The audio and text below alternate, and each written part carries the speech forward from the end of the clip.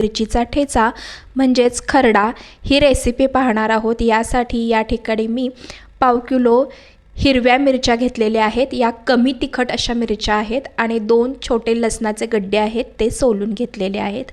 या ठिकाणी मिरच्या निवडायच्या आणि एका मिरचीचे 2 तुकडे करायचे, म्हणजे तेलामध्ये फ्राय करत असताना या मिरच्यांचा ठसका उठणार नाही। आता तव्यामध्ये 3 चमचे तेल गरम केलेले आहे। 3 चमचे तेलाचं प्रमाण थोडं जास्त घ्यायचं, कारण मिरच्यांचा तिखटपणा कमी होतो आणि या छान अशा परतून घ्यायच्या। या पद्धतीने परतून घ्यायच्या।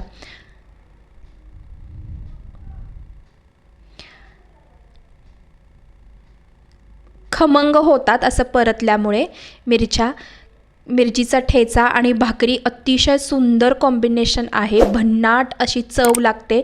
या पद्धतीने तुम्ही ठेचा करून पहा। आणि इथे आपण ह्या मिरच्यांवरती एक ताटली आपण झाकून ठेवणार आहोत, जेणेकरून मिरचीचा ठसका उठणार नाही याची आपण काळजी घेणार आहोत। मध्ये मध्ये या पद्धतीने थोडंसं काय करायचं आहे, झाकण काढायचं आणि ह्या ज्या मिरच्या आहेत या परत एकदा परतून घ्यायच्या आहेत।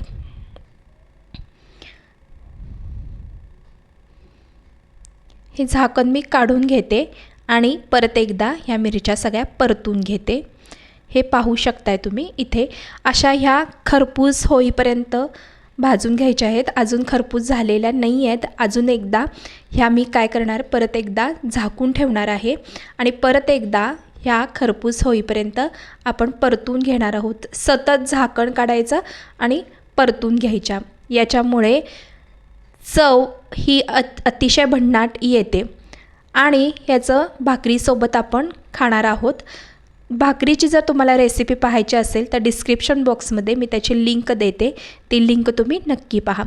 हे बघा, आता छान अशा खरपूस अशा आपण मिरच्या या भाजून घेतलेल्या आहेत। तुम्हाला पाहिजे तर तुम्ही आणखीन आता परतून घेऊ शकता। आणि आता परत एकदा ह्याच्यावर ही ताटली झाकून ठेवायची आणि गॅस बंद करायचा। तवा गार व्हायची वाट बघायची। आता या ठिकाणी तवा गार झालेला आहे आणि एका डिशमध्ये या सर्व मिरच्या मी काढून घेतलेल्या आहेत। मिरच्या काढून घेतल्यानंतर आपण इथे थोडीशी कोथिंबीरीचं प्रमाण थोडं जास्त ठेवायचं आणि लसूण घेतलेला आहे। खलबत्त्याचा जो हे आहे खलबत्ता आहे तो घेतलेला आहे। त्याच्यामध्ये मिरच्या घ्यायच्या। प्रथम मिरच्या ठेचून घ्यायच्या। पहिल्यांदा मिरच्या ठेचून घ्यायच्या। अशा या पद्धतीने मिरच्या ठेचून घ्यायच्या। नंतर त्यामध्ये आपण थोडीशी कोथिंबीर घालणार आहोत। परत एकदा कोथिंबीर घातल्यानंतर परत एकदा ठेचून घ्यायच्या। मध्ये मध्ये चमच्याने हलवत राहायचं, म्हणजे आपल्याला व्यवस्थित ह्या सर्व मिरच्या आणि कोथिंबीरीचं जे मिश्रण आहे ते काय होईल, आपलं व्यवस्थित ठेचलं जाईल। या पद्धतीने वरती खालती आपण हे जे मिश्रण आहे ते करून घेणार आहोत आणि परत एकदा ठेचून घेणार आहोत।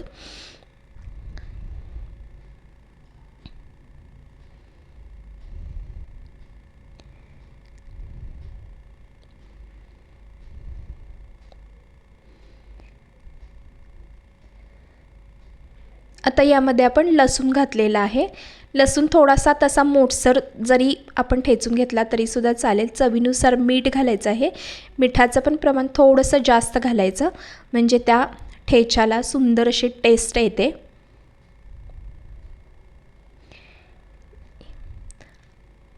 आणि आता इथे मी एका बाउलमध्ये हे सगळं ट्रान्सफर करून घेतलेलं आहे। अतिशय भन्नाट चव लागते। थालीपीठ भाकरीसोबत तुम्ही हा ठेचा खाऊ शकता, याची चव तुम्ही घेऊ शकता। आणि मला तुम्ही सबस्क्राईब करा, लाईक करा, कमेंट करा। तुम्ही रेसिपी करा घरी आणि मग मला कमेंट करा। मी तुमच्या कमेंटची वाट बघते। थँक्यू।